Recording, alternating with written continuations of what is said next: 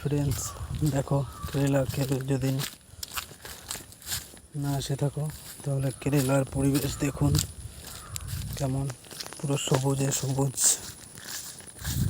ঘাস পাতায় ভর্তি একেবারে।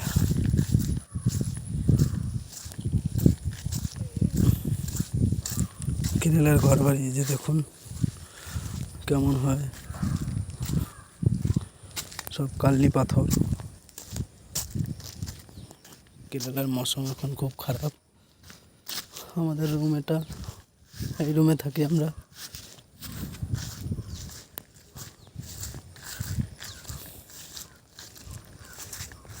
এই যে হচ্ছে কেরালার পরিবেশ। কেরালার পরিবেশ দেখুন কত সুন্দর, সবুজে সবুজ পুরো। নারকেল গাছ, সুপারি গাছ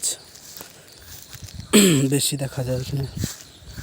আর এখানে আমরা মাছ ধরি, বড় বড় মাছ পাওয়া যায় এখানে, রুই, কাতলা, মৃগেল, আরও অনেক।